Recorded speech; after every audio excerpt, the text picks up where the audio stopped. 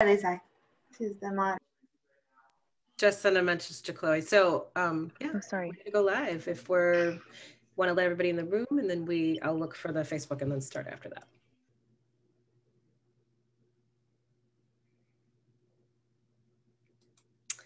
Good evening, everyone. My name is Kaya Morris, and I am with Rights and Democracy Vermont, and we are so thrilled to be able to welcome you to today's topic and conversation around do police belong in Vermont schools?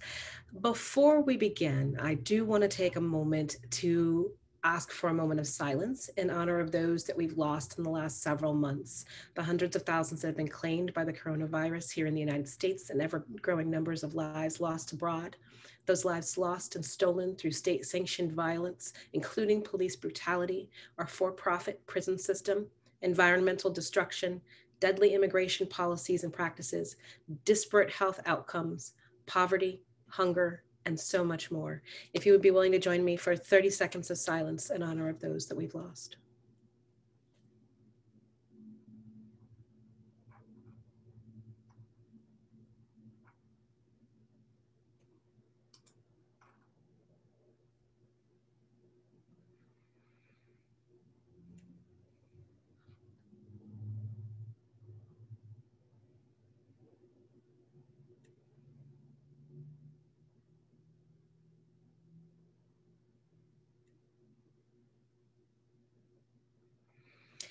Thank you.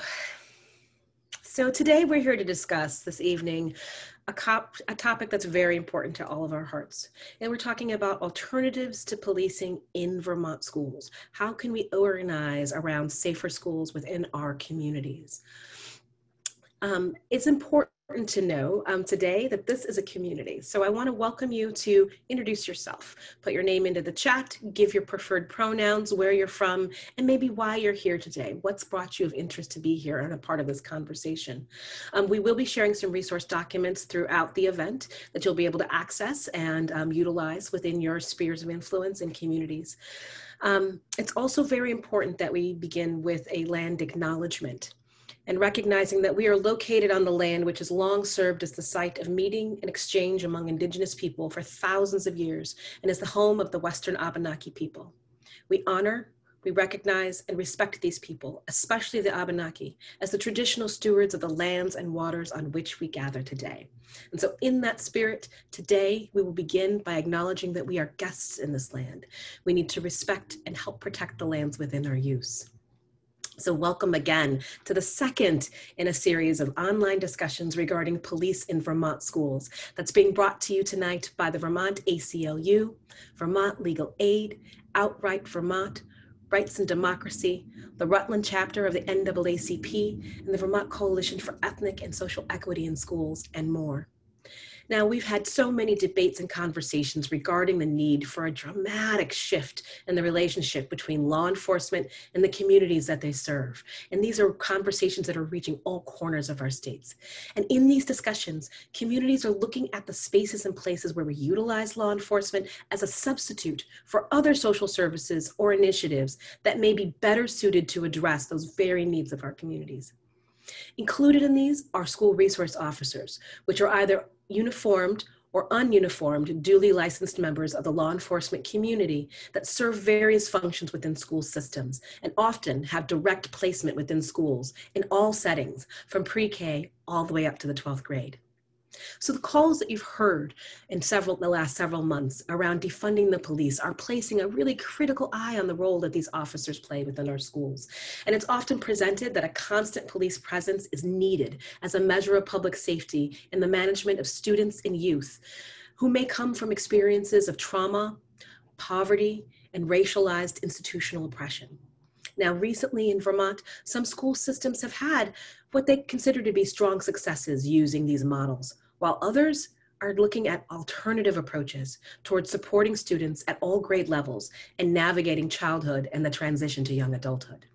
The full recognition of that school to prison pipeline, which begins children's experiences, encounters with law enforcement and our carceral systems of punishment, they begin at young as 4 years of age. And this is one that we need to deeply interrogate and critically analyze to determine if the harms that are caused through these methods of management outweigh the historical, generational, significant harms of these same practices. So we're asking ourselves as a society, what are the different ways of being and relating to one another that we might be able to utilize in these really precious spaces? And most importantly, what are the messages that are received by these youth and their families about the engagement that they will inevitably have with a constant police presence in the very places where they are legally required to spend the majority of their waking hours? So today we're going to hear from a wide range of individuals who have different experiences that they're bringing around thinking about whether or not we need to have police within our schools, and what are some other ways that we might be able to address the very needs of the children that we are purporting to serve, and at what level. So in an attempt to minimize disruption, everyone on the call that's here joining us through Zoom, this call will be muted. We are live streaming right now through Facebook. But so what that means is we're going to do in the Zoom live, we may have some pauses in between speakers as we switch from one speaker to the next. But we are so excited about our incredible lineup of folks. So we're not taking live questions where you'll be able to unmute yourself, but we will do our best to know any that appear in the chat during our question and answer period and try to answer those questions. And those that aren't answered today, we'll try to address in a future forum. So let me go ahead and begin by welcoming our fantastic guests that we have for us today. This is a unique opportunity for us to hear from some voices that we don't often hear in these conversations.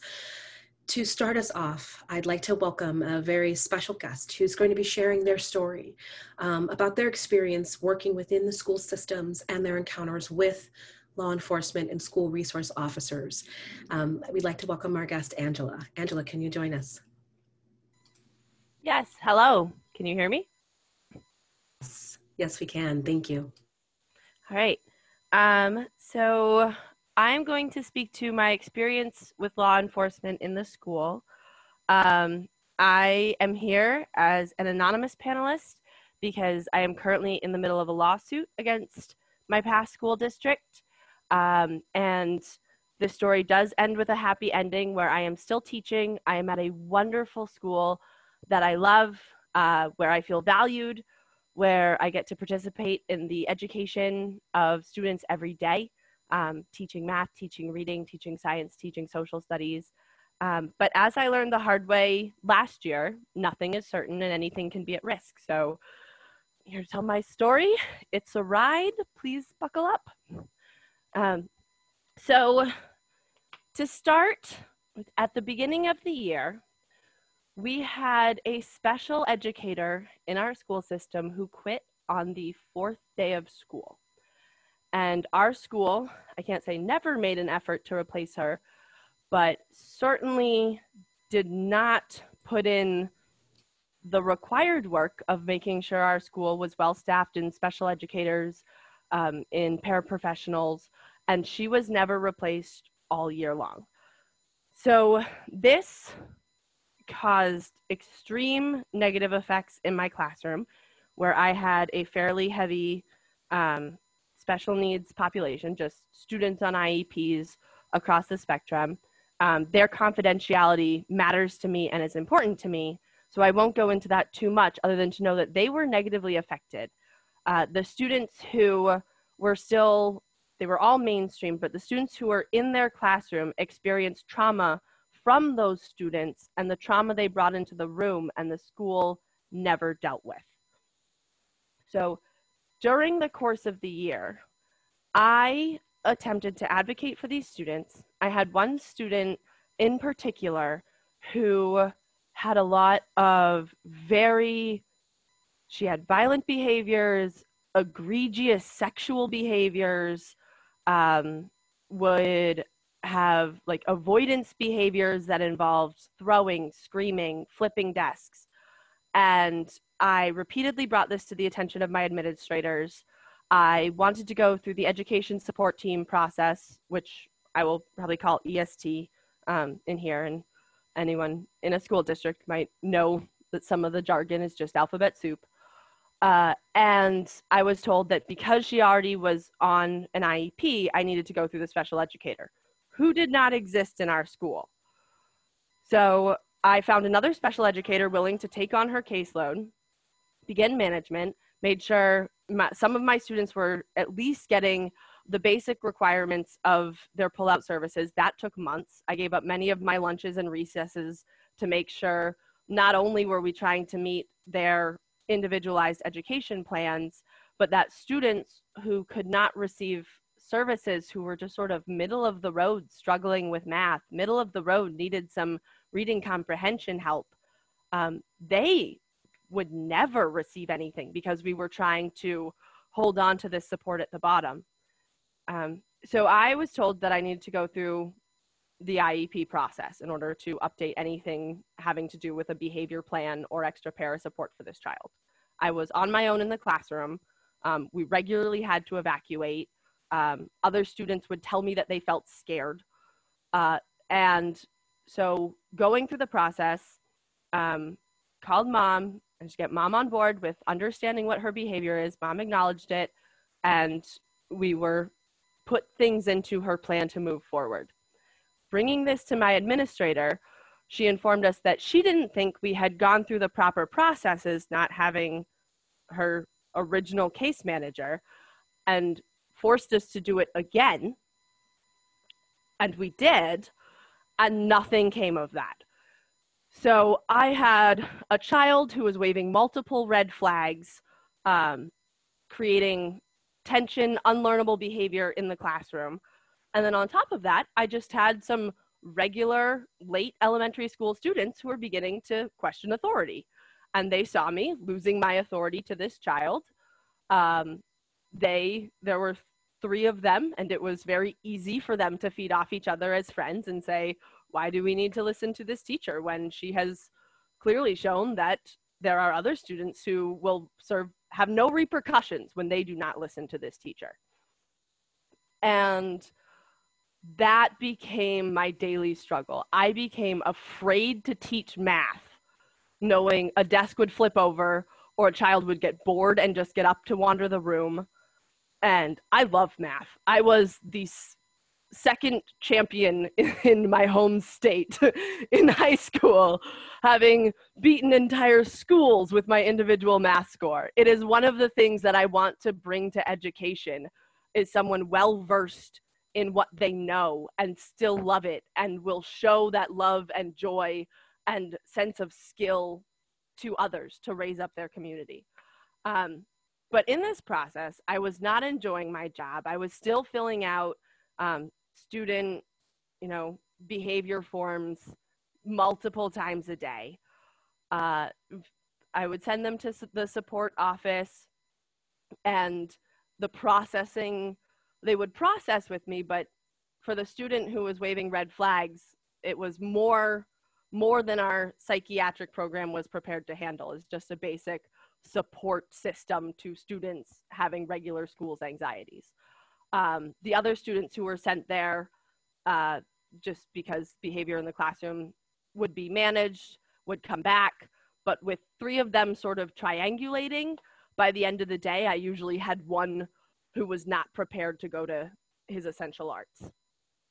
So about the time December rolled around, it was October when we did not have another special educator in the building. I had not received a para for more than 2 hours a day in my classroom, who would frequently leave or be there when the students had pull-out services. So it was redundant. And the school district brought more SROs into our school building. So in October, we then began to have a police officer in our building multiple times a week. And I found by December, when my difficult students still did not have a plan, I was still not receiving support or any type of daily check-ins beyond their pull-out services. I was given a walkie-talkie and told to call the office. And when I did this,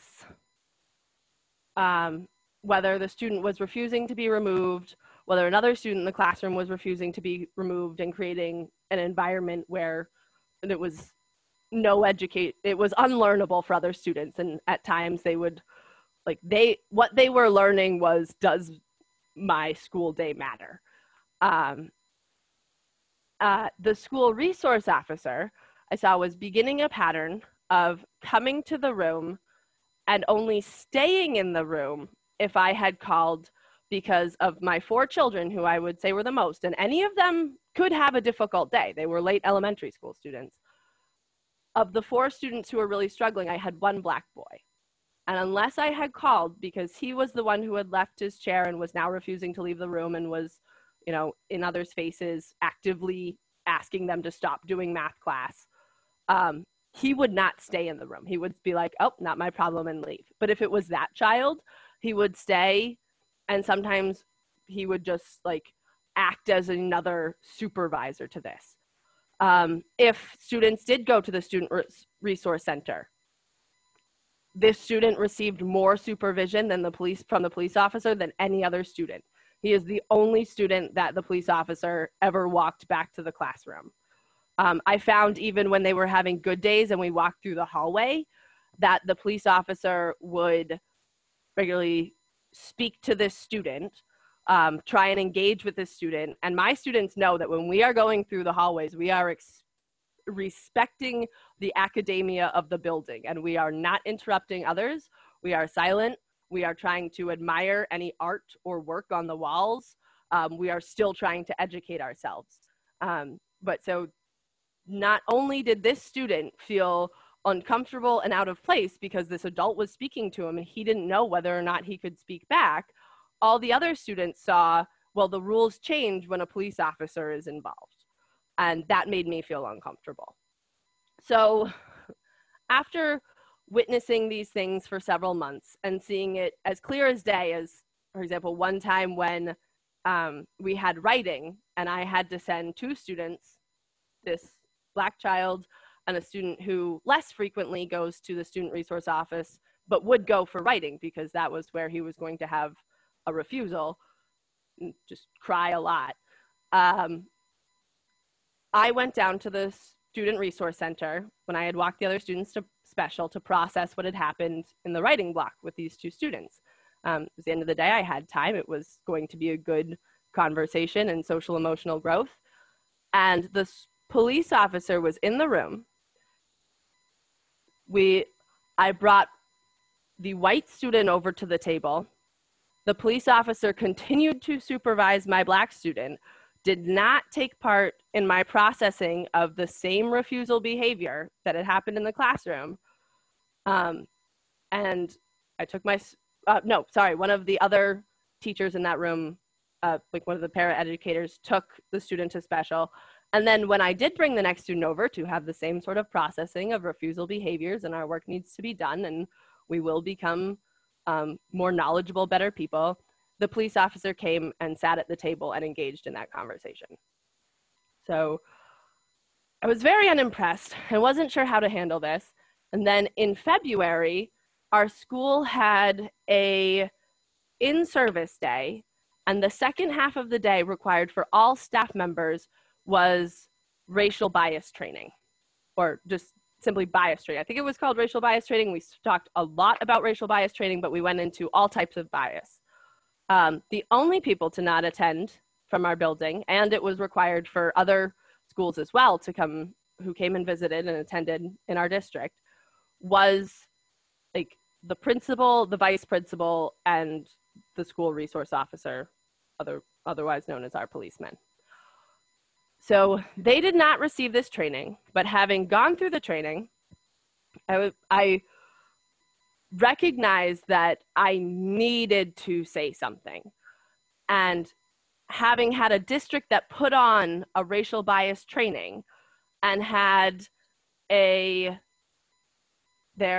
byline asking students to be prepared for a diverse and technology-driven world, was that we needed to be more inclusive in diversity, and the hope that my district would support me. And at this point, it was February, and I have to say that this police officer never appeared malicious. He did not give me the frightened feeling that sort of looking at the Proud Boys does. He was just sort of leaning into his racial bias, and he was there supervising my Black student without possibly knowledgeably, but it could have been conceivable that he didn't. And I felt I needed to simply bring this to his attention as someone who was in the school building working with these students. It was his to acknowledge, and hopefully he was there in our classroom attempting to make it safer without realizing that he was not making it safer across the board. So, and that thought was so very, very hopeful, because he did not engage or participate with my student flipping desks or throwing punches, only with this other child, but that is that.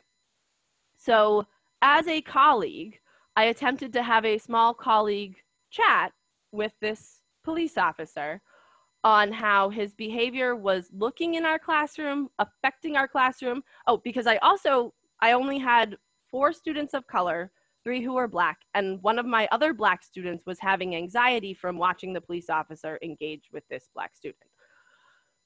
So I brought this up to him, and he immediately went on the offensive. He told me how he had been a horticulturist and he had become a police officer because he wanted to serve his community and he wanted to help people and he wanted to work with children. And I tried to acknowledge and validate that I'm sure those things were true, but if he would like to help our classroom community and continue to help this school, he needed to do it in a way that wasn't targeting certain students and wasn't racially divisive. And I would be happy to work with him on that because I had a very challenging classroom and did in fact need help. So do not believe he could hear my message, but I figured, it was a start. Either he'd circle back to it, something would happen, we'd get through. But what happened was that the school district informed the contract negotiators that I was under watch, and as a probationary teacher, having only been there for 2 years, I needed to be far more careful in the things I said, the things I did, and it would be a good time to not engage or teach the students anything particularly. The words offensive were not used, but they were implied. It was brought up that I did not say the Pledge of Allegiance, which I do not feel comfortable doing, but never make a show of. And that was tied directly to me asking this police officer to not use racial bias in his engagement with my students.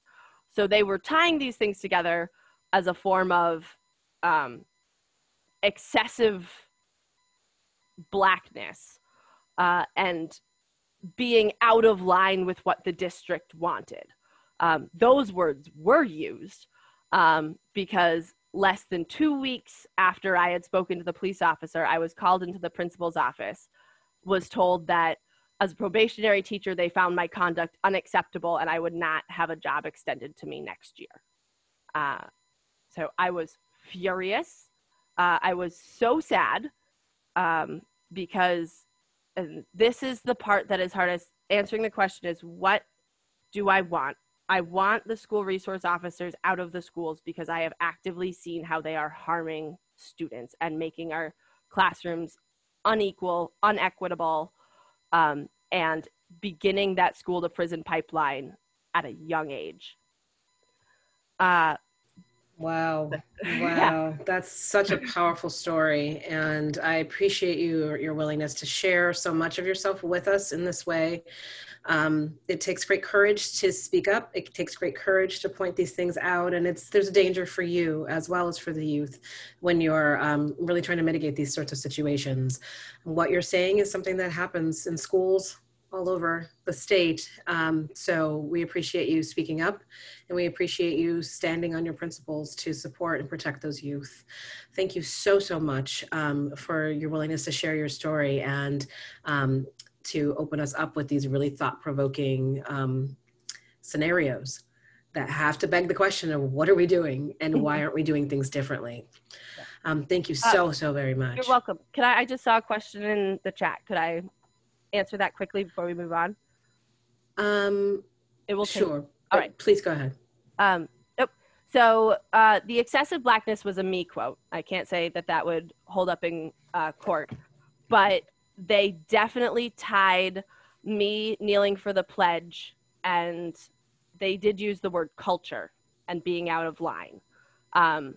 So those things were sort of being lumped together in a very, not dog whistly way, because no one was hearing, in a way that they were associating with Black culture, and that was not welcome here at school.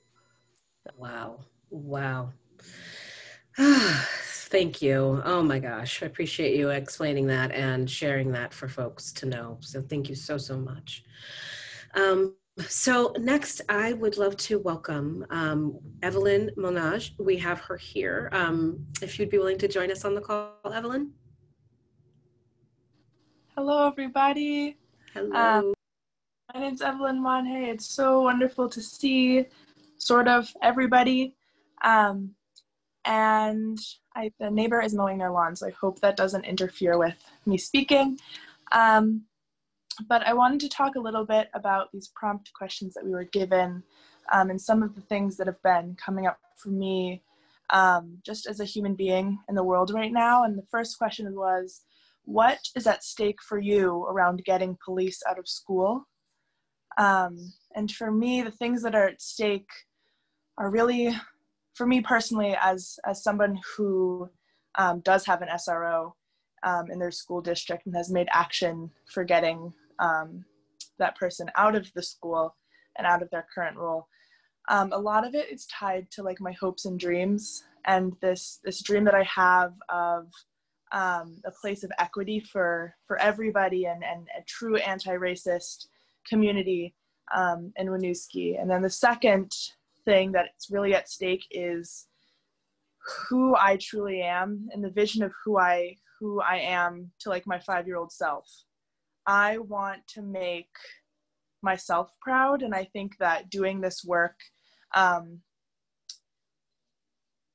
truly honors who I am as a person, and that's tied to the next question, which is, why does this matter to you?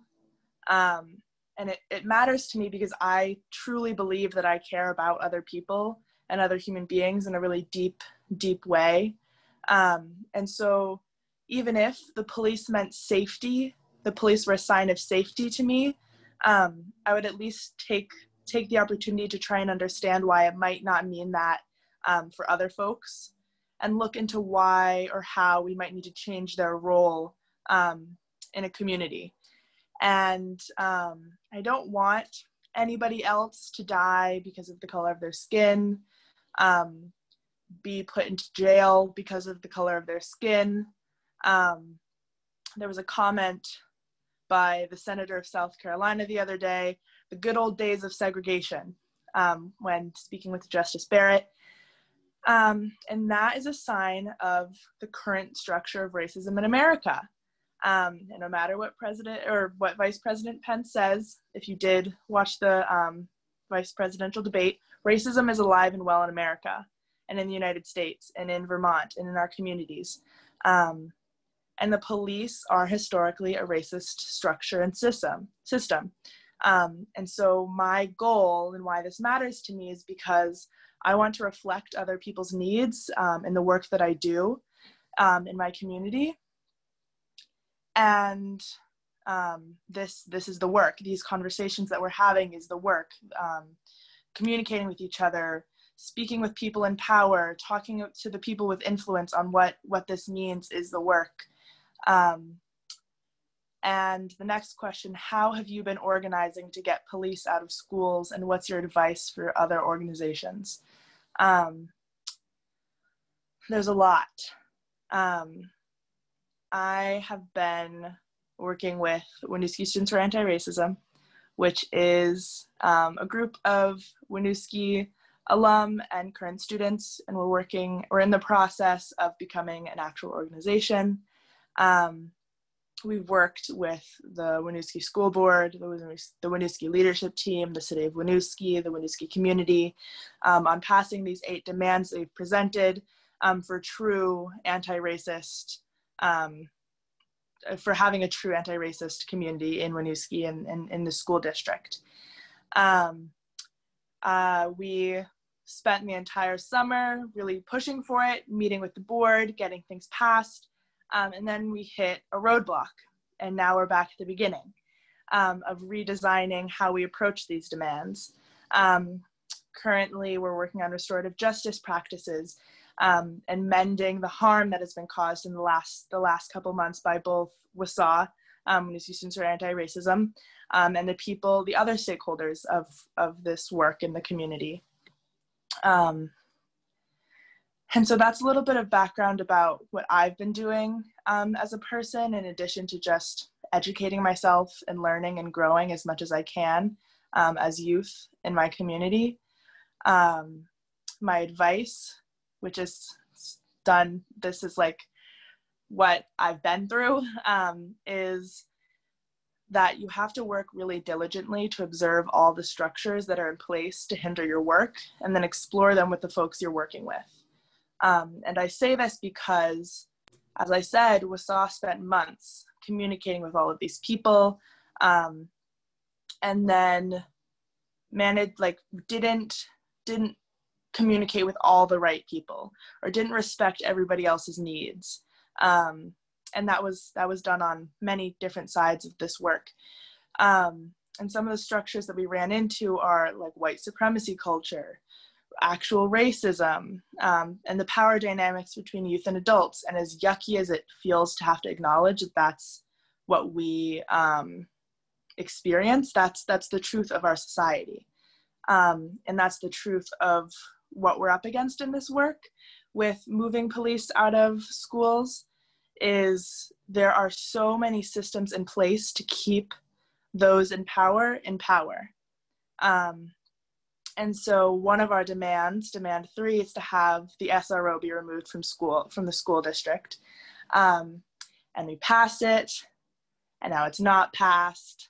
And we're thinking about, the school board had passed it, now it's not passed. And so now we're thinking about how to go about this. And this is why we're working on this restorative justice and speaking about youth and adult partnership, to really look at what the next steps are. Because there's so much in the way, and there's so many people involved in this work, that if you're trying to remove a role in a school, it takes a lot of work, and a lot of going forward and a lot of going back, and that's okay.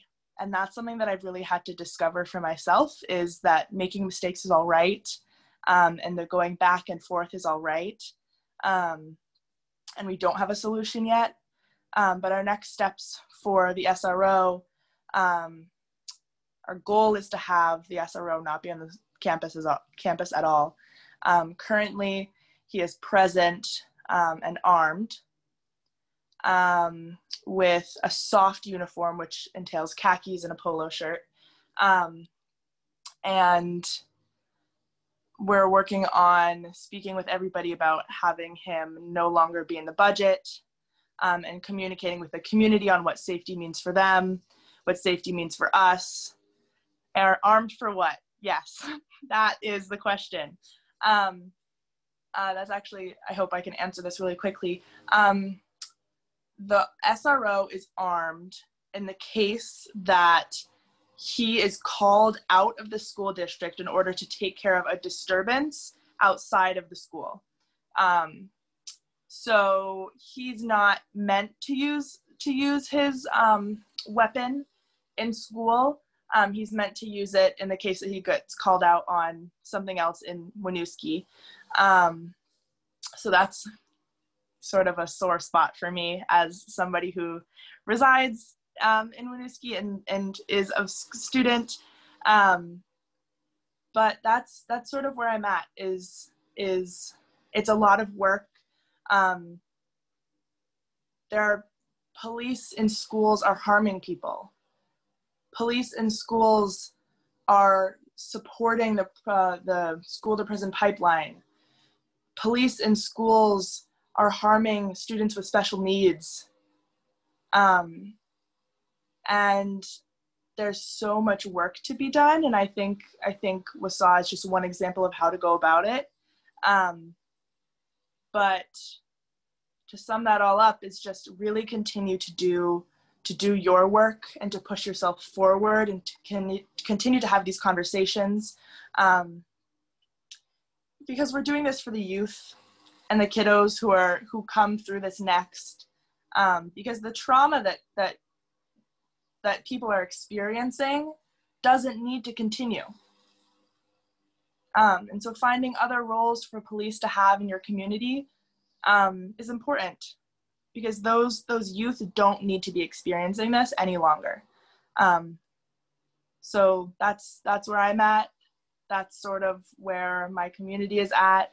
Hopefully, as we continue forth, we'll be able to really be proud of the growth that we've done and continue to do and continue to evolve as needed.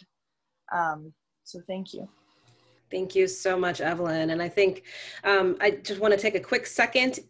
Feel free. This chat is a live, living thing. Throw up your snaps, throw up your claps. Let people know that this is important for you to be able to hear their stories. Please honor the sanctity of them sharing their vulnerabilities, sharing their hopes, their dreams, and their concerns, which are all very real and valid and honored in this space. You know, Evelyn spoke so much about the necessity for imagining something different. This is the crux of this work. Can we have a different way of being within our school settings, within our communities, that doesn't require that we have to use law enforcement in the ways that they're being utilized? And even in the story that Angela told us earlier, thinking again, what does this mean when we are not getting the supports that students with special needs might have, individuals with disabilities might need, students that are experiencing trauma and are living that out through their daily experiences? When those supports are not there, that somehow law enforcement needs to be the solution to those very strong and difficult and deep social issues. So this is so very important. I'm so excited. So up next, I'd love to welcome our next panelist, Carolyn Wesley. Carolyn, can you join us on the call? Hi, Kaya. So hi, my name is Carolyn Wesley. I am part of a small steering committee of 8 other caregivers and community members who have been organizing to remove police from the Montpelier-Roxbury School District. And when I think about why this matters to me and what's at stake, like Evelyn, I start in a sort of visionary place. So when I think about an ideal learning environment, which for me looks like a place where needs are met, where all children thrive and have a sense of love and belonging, where learning is joyful, where students are the drivers of their own problem solving and develop into engaged, compassionate, and collaborative members of society, I don't envision the presence of police. Police are not at all integral to that vision. And we have so much work to do to make that vision a reality that we need to be using our resources wisely. And then when I step out of the visionary and I think about the reality that we live in, school resource officer programs, police in schools, as a strategy for promoting school safety doesn't sit with my moral conscience, knowing that students of color, those with disabilities, et cetera, and their families feel less safe, feel threatened because of the presence of an armed police officer. And that's all I need to know that we should try something else to promote safety in our schools. And from a self-interest perspective, I also know that strategies to promote school safety that center the need of BIPOC students, queer students, and those with disabilities are also going to benefit my white child and my entire community. So what we've been doing in Montpelier, we started with a more informal effort over the summer to get impacted and supportive friends and neighbors to comment during the public comment period at our school board meetings, with the initial goal of convincing the board to dedicate a meeting to discussing police in schools. Obviously, there was a lot of focus over the summer in preparing for a COVID school year, and we sort of tried to respect that and said we were fine waiting until after the school year got started, but really our engagement in the summer was about saying, once you've gotten that work under your belt, this is what we need to turn our attention to. And we also, during that time, in addition to showing up at school board meetings, we're holding one-on-one conversations with school board members and school and city leaders to learn more about where everyone stood on the issue. And once that dedicated meeting had been scheduled in September, we then launched a more organized effort that included circulating a petition, identifying people to the right to the board, and identifying people to speak at the meeting. And in the end, we had almost 350 petition signatures. We got about 40 people to write to the board, and we had about 70 people who showed up to attend that virtual school board meeting. And it was, as a result of all that organizing, the board unanimously voted to form a study committee to complete a thorough analysis of the intended and unintended impacts that the presence of police officers and the SRO has on our position in our schools. And in the interim, the superintendent was directed to limit the physical presence of the SRO and all other police officers whenever possible. So that's where we're at in the moment. Certainly really grateful for what we're learning from what's happening in Winooski in terms of how you can get one step forward and several steps back. I wanted to share a couple of the sort of messages or opposition that we've faced, and then offer some words of advice as well. So one of the questions that we faced was about being a group organized by parents and caregivers as opposed to students. I think there's been some great press about student-led organizing in Winooski and Burlington. And so there's this idea that students are more directly impacted, and shouldn't this organizing be coming from them? I think we consider ourselves to be a group of parents and community members who are guided by the work and are working to support the work of the Montpelier High School Racial Justice Alliance. So we really want to be guided in our work by that group. But we're also responding to the call we heard from those students for adults to take some of this burden off their shoulders in this anti-racism work. And we want to create a space for them to heal, for learning to be joyful for them. And so that's part of the reason why we're stepping up to the plate.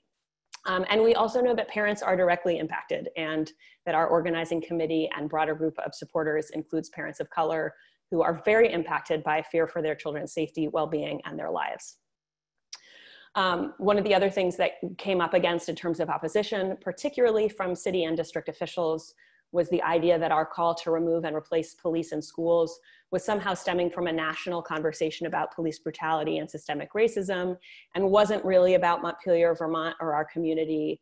And the idea that school resource officers and police in schools here are not a problem here the way they are in other parts of the country. And if you get involved in this effort in your community, you will hear this, because this is what responses to allegations of racism, that this is how white people respond to allegations of racism in Vermont. So we would respond with some state level data we had, including things like that Vermont incarcerates Black men at among the highest rates in the country, with racial disparities in traffic stops. We also referred to an analysis that was released by Education Week in 2017 and was referenced in a pretty solid Vermont Digger article from June 2020 that showed that in the 2013-2014 school year, Black students in Vermont accounted for 23% of school-based arrests, while making up only 2% of the student population. There's also data about broader disciplinary action in justly impacting, or disparately impacting Black students and students with disabilities. So there's a lot of data to share in response to that. And then, we also tried to draw attention to the gaslighting that occurred when these officials would be hearing from parents of color in our community testifying about their concerns about police in our schools, in our community, and then immediately turn around and say, but this isn't an issue here. We don't have problems. People aren't complaining about our program. And just saying, you just heard people testify about their concerns.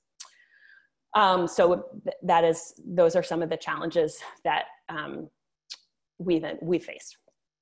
In terms of advice, something that's been really helpful is leveraging existing policies and value statements from your school districts. So Montpelier Roxbury had adopted a diversity, equity, and inclusion policy in 2019. And so our petition and talking points called out how police in schools didn't live up to the barrier-free, safe, and supportive learning environment called for in that policy. So to the extent that your schools have equity statements, diversity, equity, and inclusion statements, you can use those in your arguments around police.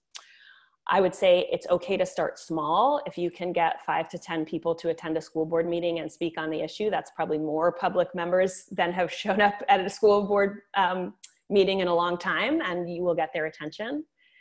I think we also were strategic about our outreach. So we shared the petition with our own social networks and with family members and community members that we thought would be supportive, but We specifically decided not to share it on Front Porch Forum because we didn't want to bring the opposition trolls out of the woodwork. And we know that at some point they will show up, and as there's more media attention on the work of the committee and removing the position, those people will come out in response. But at the beginning, we were really able to drive the conversation with the board, and we now have more time to plan about how to respond to those detractors.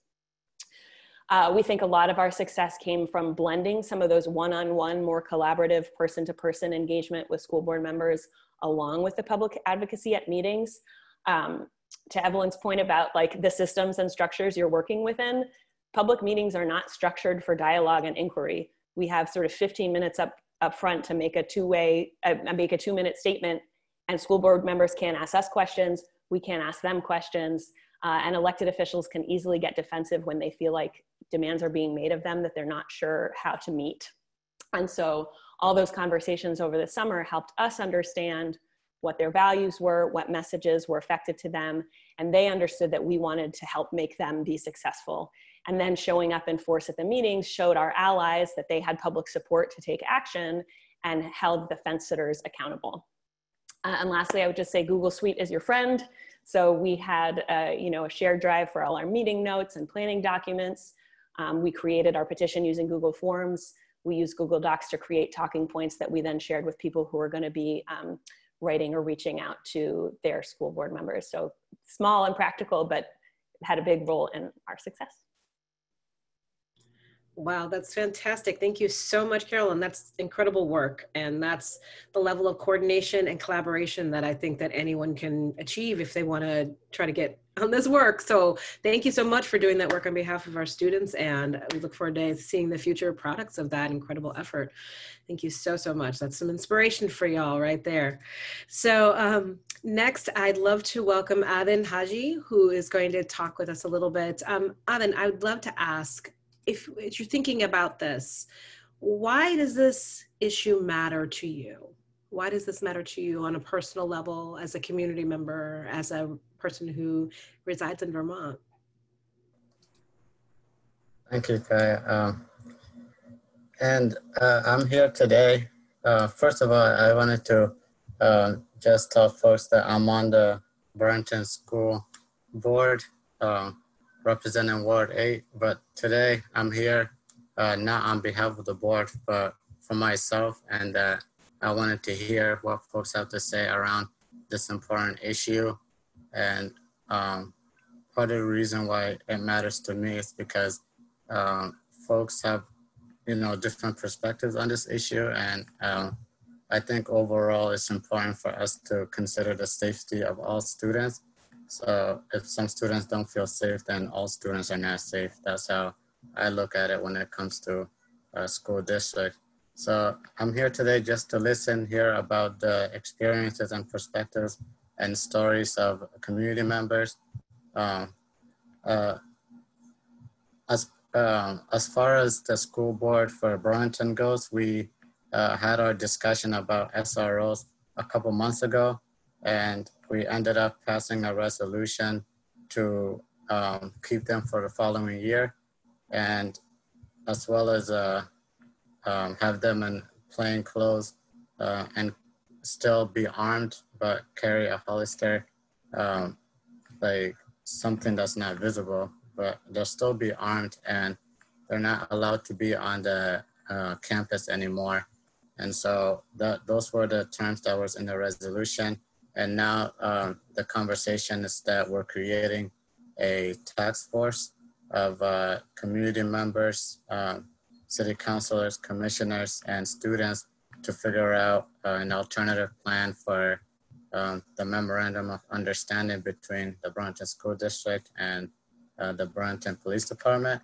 So within that task force, folks will be able to dig deep into the MOU and figure out what would be the best way moving forward in terms of collaborating with the Burlington Police Department or not collaborating with them, So a lot of this work is focused on restorative practices and figuring out how to best make sure that it's equitable for all students. And I'm really overjoyed with the amount of collaborations that folks have in the community and the organizing that's been done over the past couple months regarding this issue. And I'm on the task force as a commissioner, so I'll be able to figure out, what sorts of topics are folks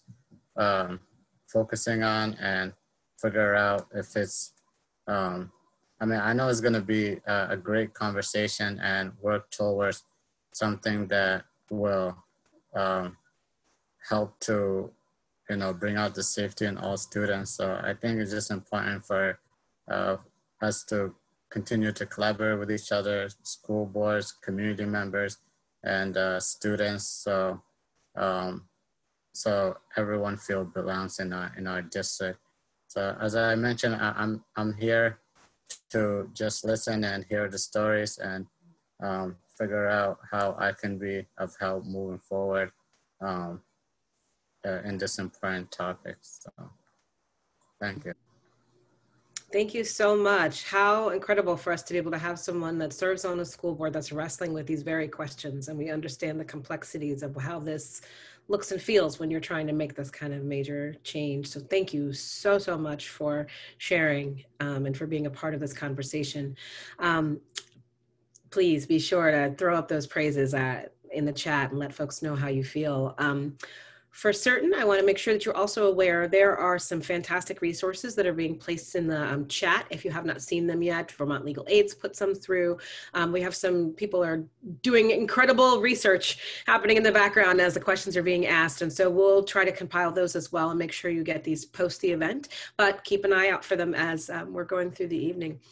And so not last but absolutely not least, and certainly not the end of this conversation in any way, shape, or form, I'd love to be able to welcome forth, we have Amanda Garces, who will be speaking as well. So Amanda, can you join us?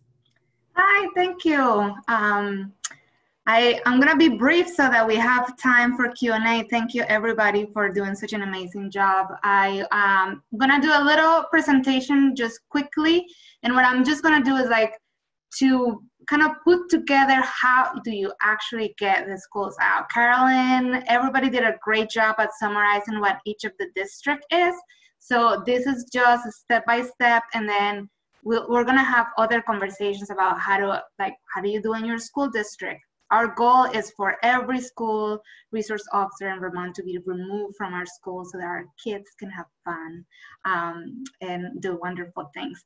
So I'm going to just share the screen and hopefully you can see it. Probably not. This is not the one that you want to see. It's this one. Can you see that? Which one can you see? You don't see that. So I'm not going to share it so I'm just going to tell you. So I'm going to start. So I work for the Vermont Human Rights Commission. And for me, it's really important to talk about why, as a Human Rights Commission, are doing this work and are in this space with you. And I just want to read a little quote from Bor Yang, who's the executive director who leads the agency. And the HRC's position is that if we are to build a society that's free from discrimination, in which all people are free to pursue their dreams, it has to start in our schools where our children are learning and envisioning those dreams for themselves. Creating distance between students and law enforcement is necessary to give Black and Brown students the safety, security, and freedom they need to grow and develop into the adults they wish to be. Behavioral issues need to be addressed through restorative means without suspensions, expulsions, and police involvement. When law enforcement entities remove themselves from school on a voluntary basis, they send a strong message of trust to these students. Developing that trust is key to rebuilding our country and our state. And I think that kind of sums up why we're doing this work as the agency. And that's the question for you. Why are you doing this? And so if you choose to support the statewide effort to remove school officers from the schools, the first important question, especially if you are white, is why am I doing this? And that is like a value driven. Carolyn talked a little bit about how we need to involve BIPOC students, but also students with disabilities, students from the LGBTIQA community who are the most impacted by this. So when we are doing this, whether you're white or not, you are standing up for your values, just to make sure that we're not doing this as like the white savior mentality that we're gonna come and, because sometimes that kind of backfires. And you're not able to speak for those who want to be subjects of their own realities. So learn the history of policing, just all the history of policing, but also the history of policing in schools. Most people are saying the history is about like the shootings. Well, it's not necessarily true. So do a little bit digging on that. What is the data and the facts in your school district? Even if you have a small percentage of BIPOC children or LGBTIQ or kids with disability, look, because there's data. There's data. A study by Vermont Legal Aid in 2015 showed that students with disabilities and students of colors were 2 to 3 times more likely to be suspended and expelled than their white counterparts. So we must be able to look at this data. There's the new data from the Civil Rights Office just came out this week. So it's time to go and dig a little deeper to see what's happening in your own school district. In Montpelier, Carolyn mentioned in 2015, the last data was 2011, I think, show that there was disproportionately discipline and suspension of our Black kids in our district. So I am a parent of the Montpelier School District, my kids in elementary school, so I know a little bit about what Carolyn was talking about. So organize and be strategic. You have to make sure to ask the questions, who is here, who can support me if I'm starting this from scratch, who are my allies already, who are the people that I need to get in touch with. And make sure that you are thinking of providing alternatives. So one thing that is key is like, you need to get your educators. The ones that love your children, that are giving all the love, you need to start conversations with them as well. It's like, what are you thinking? Your principals, if they are already, you know, like, have the conversations. You need to learn what the lay of the land is. Like, who's gonna be your bestie? Who's gonna be in the middle? Who's gonna be your enemy? And like, understand strategically that that's really, really important, so that you know what are gonna be your talking points. Get your parents. You know, one of the most unused group in our school systems right now are the parents groups. Like, they have so much power, and Winooski just showed that. It was the parents groups that was quoted in the Vermont Digger saying, well, they didn't do it right. And who are in most parents group are white. There's a podcast, if you have not listened to it, called Dear White Parent, or I forget the name. Carolyn, you remember? Say the name of the podcast. Nice White Parents. Nice White Parents. And it's a podcast done by the New York Times, and it's really interesting. It shows like 4 episodes of the role of parents groups in all this like New York City. But you know, we are part of the, well, we don't call it parents group, but we call it the Caregivers Alliance in Montpelier. And it's important to see what kind of power they have. They have the connections, they have the list, right? They have and so like, they are the least used group that we should be asking them for support in these equity issues. Mm-hmm. And getting the students, one thing that is, you know, like, important is for like parents to also do it with them. And then also come with alternatives. It's not about removing, it's removing and replacing. It's replacing with what? What Angela Davis was sharing before was really, it captured a need of support system for our kids. It doesn't matter how our kids act. We love them and we want all the support. And that what that means is that if we need 3 support systems in that classrooms, that people that have the expertise in dealing with the trauma that our kids have are in all of it. It's not about fixing the kids. It's about fixing a system that is broken for our kids. Our kids with disabilities need the support systems, and it's not the cops. So if we need 3 more, then let's figure that out, right? So coming in, and those are not expertise that we're gonna be able to know, but that the educators know. Here are the systems, like here are the systems that are needed in this school district, but because this is not going to be for you the same as it was for Winooski, Burlington, and Montpelier, because these are very different lays of the land, different populations, different teachers, and I think it's really important to understand that.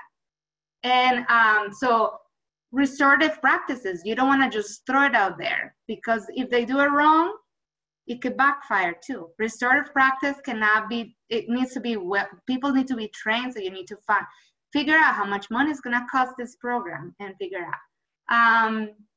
District policies, like look at the policies that are needed to do. Have the districts be transparent about how we're gonna be moved, and so that you can use those policies to hold them accountable, right? And then centering equity and in the policy itself. Like you need to make sure that this is an equity issue. So I think that's kind of like the lay of the land. There are lots of resources out there. Alisa will be sharing some, but we must really look at what we need to do to solve this. I think that's what I have. Thank you, Amanda. Thank you. Those were incredible practical things that we can each take and use as tools to be able to start doing this work. And we need to get busy with it. So thank you for that. So we're going to continue to put resources in the chat, and as you find things, feel free to grab them. We will be sure to send them again. We will have a survey at the end of this event that we are asking for folks to take, and that will give you an opportunity to stay plugged in to future conversations, more work if you're needing support, guidance. Sometimes just even knowing that somebody else is going through the same journey is a really key and important part of making this work have meaning. So thank you so much for all of that incredible insight and wisdom each of you have shared so far. This has just been a really powerful conversation. So we have a number of questions that have come up in the chat, and we do have some time to be able to go through those. So I'd love to be able to do that if we can. So one of the questions, the first questions that came up was really looking at suggestions on how to approach this work through school or district-wide policy change. So looking at processes, perhaps the implementation of restorative justice practices versus discipline, district policies that might be related to discipline data, things around schools being transparent and being held accountable. Does anyone on the call want to offer some examples of ways that you might have been able to impact that change, or recommendations that you're coming forth with regards to looking at it on a district-wide policy level?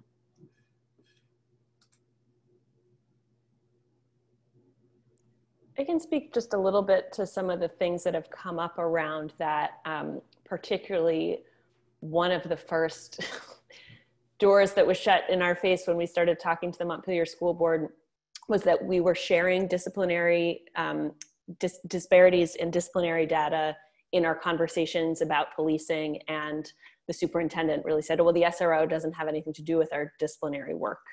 And that sort of highlighted for us up front how well we wanted the SRO and police and schools was a very important part of the discussion and the way in, that wasn't the end of the discussion, and that we really wanted to be, as Amanda said, in the remove and replace conversation, that some of those bigger questions about disciplinary practices in schools, about the school's sort of total policy approach to discipline had to be part of the discussion, kind of above and beyond the presence of an SRO.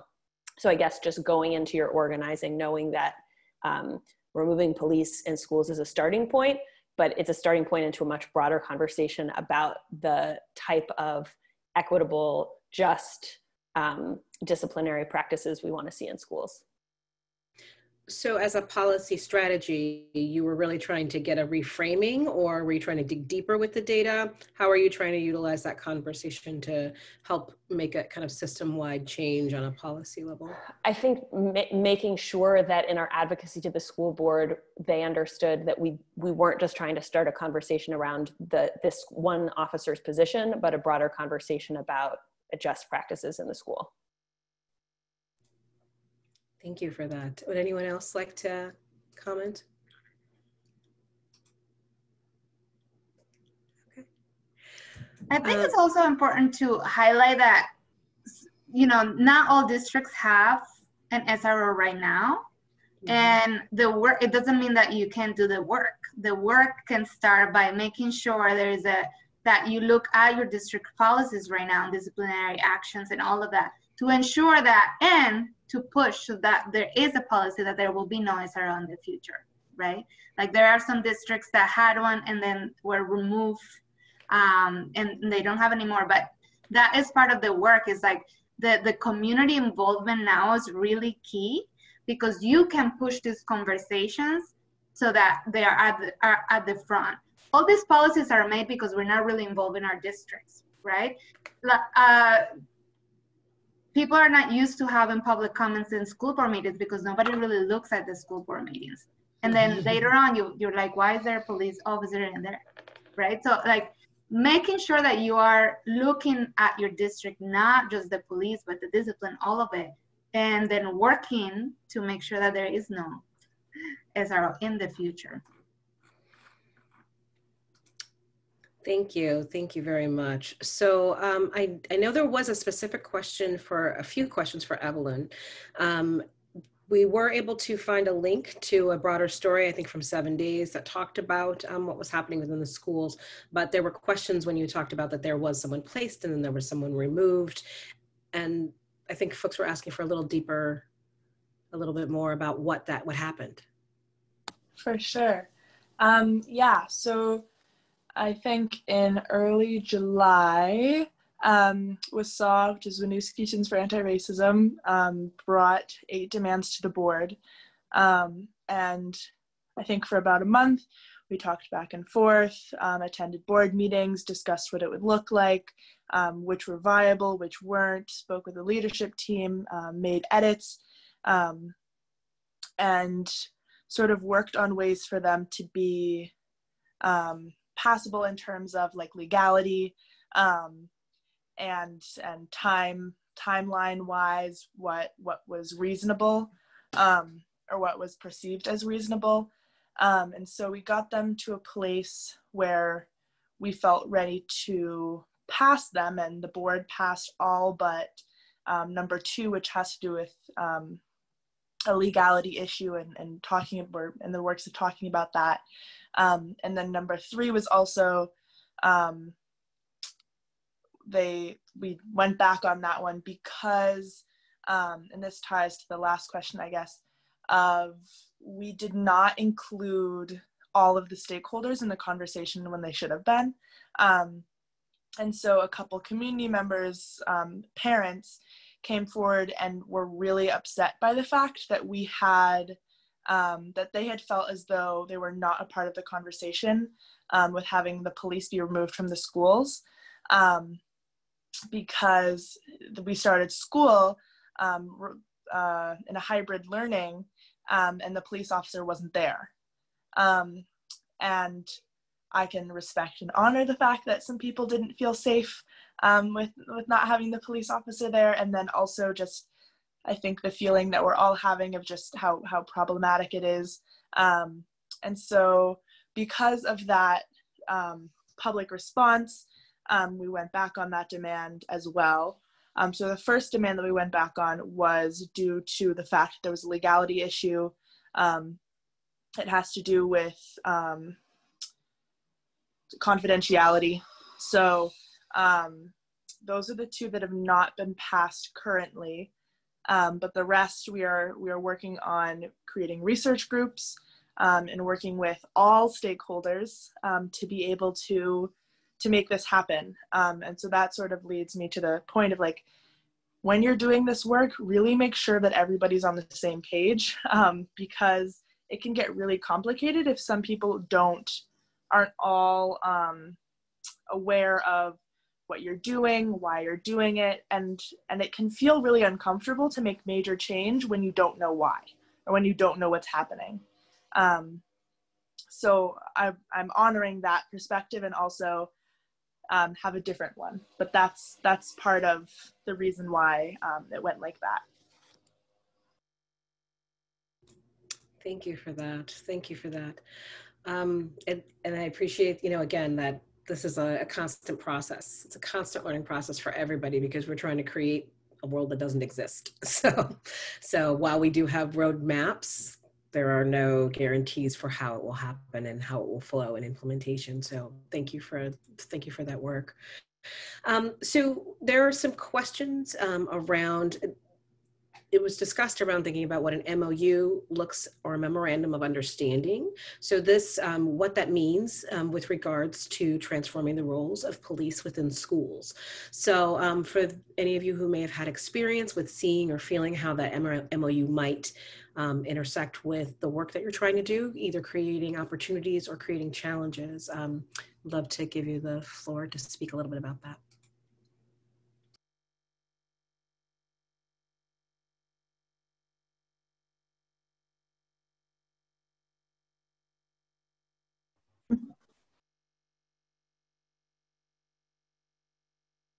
Okay, that's all right. So there were So I can give you an example, and maybe Carolyn can speak a little more about this, but in Montpelier School District, the MOU was signed like 10 years ago.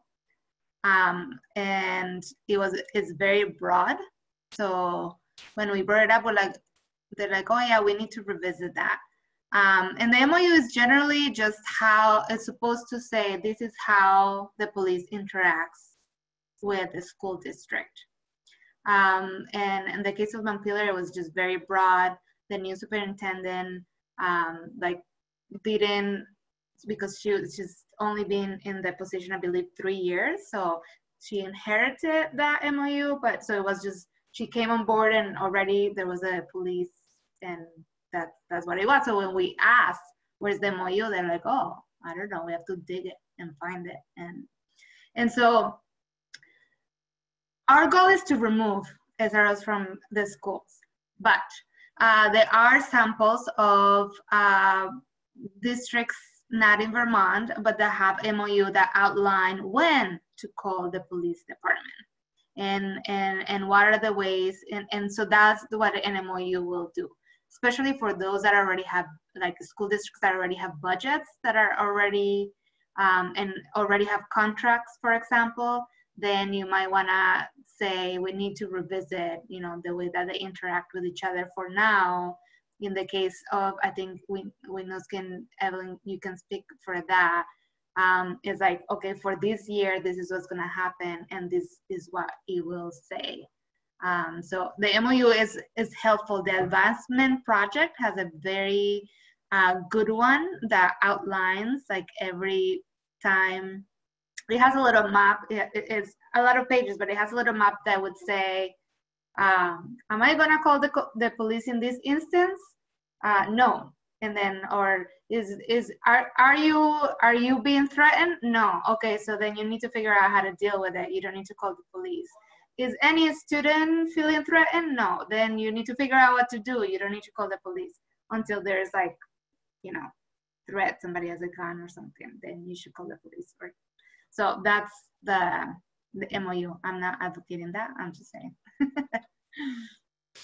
Well, and I appreciate that too. The other piece of that is to understand what your school's MOU might look like. And that's something that I know they put some information. There are some questions that people had placed around, how do you get access to that data? How do you find out what the contracts are? How do you see what happens within the funding? What does that mean to have that officer there, and what is their intention as defined by that binding document, right? So we do want to be able to see and hear that. I would love to ask Adan if you would be willing to share from your perspective from the school board, as a school board member, seeing what's been happening in this movement, there's been many questions around the role of youth. And I would love to hear from your perspective about how youth have been able to engage in bringing their hopes, their dreams, and their concerns into this conversation. And perhaps maybe if there's even thoughts that you might have or advice for ways to increase youth voice in these conversations. Would you be willing to share with us? If not, there are others as well. Yes, definitely. I'll be more than happy to. Youth voice has been a critical piece in this conversation, and it's always imperative to make sure, students have the opportunity.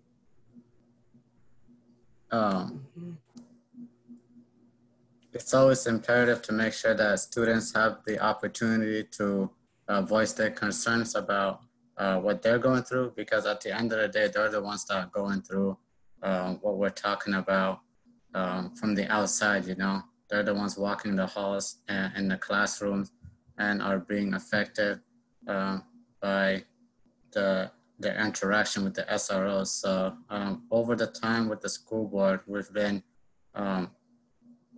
trying to, connect with more students and bringing them along through this process.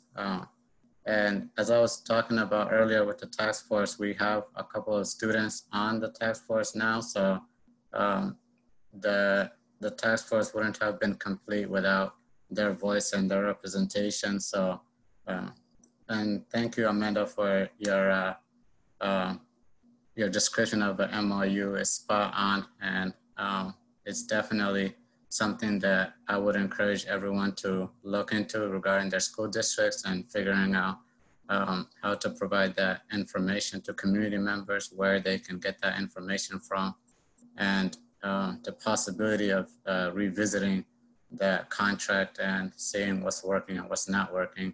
So I think as we move forward, it's critical to bring in more student voices, even through, forums and community conversations. It's important to make sure that student voice and involvement is there too through action-based steps.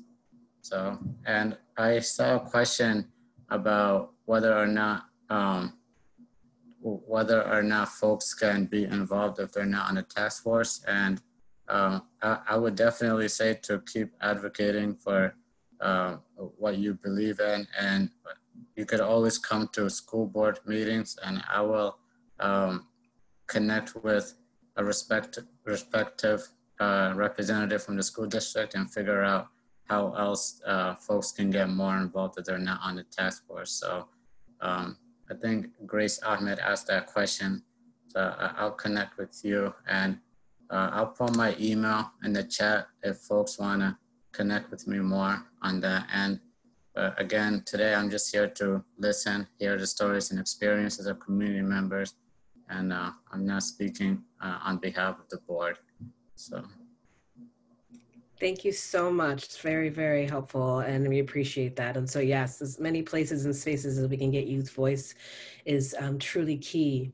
So we have talked a little bit when we're thinking about the concept of remove and replace. We do often bring to mind restorative practices, and we have examples in our previous event talking about U32 High School and hearing more about how they're utilizing restorative practices. But there is an inherent question that we have to ask and sort of interrogate, which Amanda spoke to, is ensuring that that work will not actually create more harm than what we are meaning for it to do. And a big point of where this can go wrong is around the places and spaces that racism, latent racism, comes into that work, and keeping from real restorative practices, and not just saying, well, we did something, we had a community circle, but was it healing, was it safe? I was wondering if anyone on the panel would be willing to talk about that, talk about either sharing a story around that, or thoughts or concerns that you have about how restorative practices should be best developed and brought in to ensure that we're not just reinforcing further modes of oppression and harm. I would love to speak on that really quickly and succinctly. One of the demands that SAW has is the SRO, and our expectation is that the SRO position is replaced by 2 trauma specialists. And so that is sort of that removal and replacement piece. And the other thing that's really come up is continuing to have a connection with the police and the school district, but not having our SRO continue to have the current role that he has, because he is a pillar in our community. I know him personally. He's a wonderful human being, and yet the job that he currently holds is not the job that our current students need or require. And so our goal is to continue to work with him on what the future looks like for police working in partnership with schools without having him be present in the school district on a daily basis, as well as being armed on a daily basis. So that's my little piece for what Winooski School District is doing. Thank you, Evelyn. Would anyone else like to comment on restorative practices? I think we can learn. There are community justice centers. There are lots of trainings. In the last panel, we had a student from U32, explaining a little bit about their process and how they deal with it. But there are, U32, and I'm not speaking for them or anything, just like from conversations, like it took them 6 years, and as part of their onboarding of teachers, they have to do all these trainings. So every teacher will actually be trained on restorative practices, and I think it's important to make sure that districts that do take on restorative practice as a model that is really well done, and that they are putting money in the budget for it. And that what that means is that they need strong leaders in those districts to say, we are going to lead with this, and all of our teachers and support systems are going to be trained in how we do it. It's a culture shift, right? Right now they're saying we have the police officers that are going to support this, but what we're saying is like you need a culture shift, and that's going to require funding, and that is going to require expertise. So that is really eventually in 10 years you have your whole system trained for that. I think that's something we've talked a little bit about in Montpelier, is for those of us who are organizing on the policy with the school board, what is our responsibility relative to what comes after? We certainly want to set direction and make sure that further harm isn't incurred, but we also don't have the expertise in our group of 8 people to define that for the school district, nor would we want to. That has to be a community-wide process. That has to be a district-wide process. We know that in committing to engage at this level, we need to commit to the long haul as well and continue to be partners. But I think something we came to really early on is that if part of the interaction with the school board was, okay, so what do you think we should replace it with? We could set a few value statements or a few vision statements, but we weren't in the vision of kind of building a new restorative justice system for the district as outside organizers. Thank you for that. I mean, I think there's great potential within this, but it has to be a community-led process as well, so that it has meaning for everyone that's involved. And yeah, due diligence. We're trying to replace an incredibly complex system, an one that's deeply ingrained currently into our educational system. So extracting that's going to take quite a bit of work, and building something new is also going to take a bit of delicacy and some intricacy, and definitely some real due diligence. So definitely looking forward to seeing how that starts to bubble up within the state in different places. So we're getting close to our end of time, but I'd love to be able to talk a little bit about, again, as we're saying, what are we going to remove and replace, a little bit more of that envisioning. So there was a question that came up around equity coordinators and whether or not there's funding for equity coordinators. And equity coordinators can be a tool. They can be an absolute ally and an expertise that can help support thinking about equity within schools, but how they fit within the larger ecosystem of changing a school environment to one that will not have to rely upon law enforcement in order to be a healthy and functioning system. I'd love to hear from the panelists of like, so if we're going to talk about putting money in budgets for things, to replace, what are those, what's on your wish list? What's on your wish list? Oh, I so want to jump in on this one.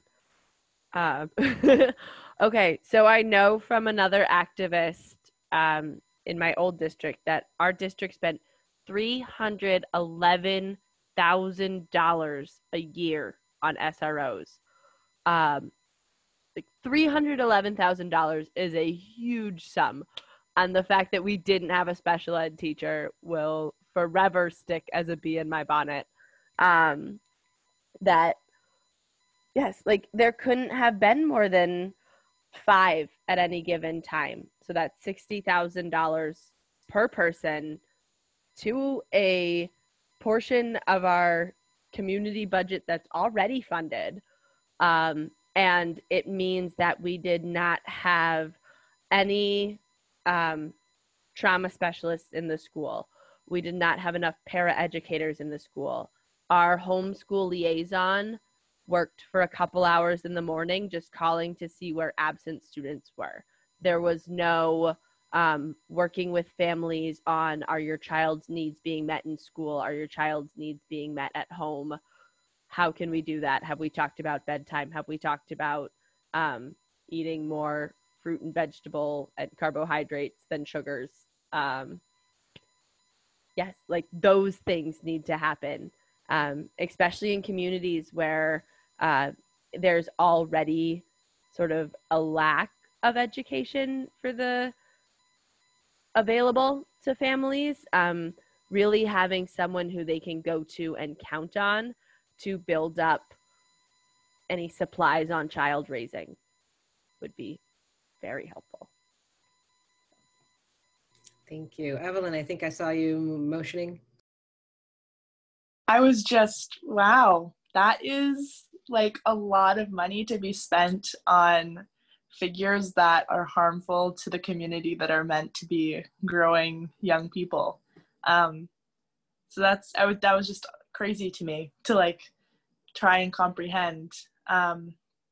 I was just looking at the memorandum of understanding for Winooski and the city, and we pay $55,000 to have our SRO here.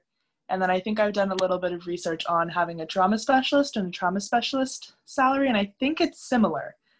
So it's interesting to me that when people have repeatedly made comments about their needs, that they're not being met by those who are meant to meet the needs of the people.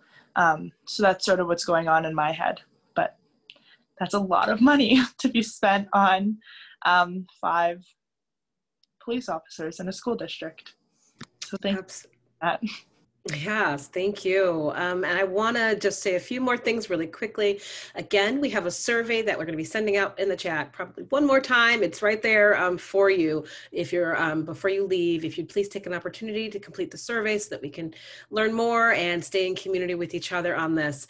Yes, we need to dream big. We need to think about how we could use those funds in so many other ways to reach some root causes of what having law enforcement in schools is purporting to address.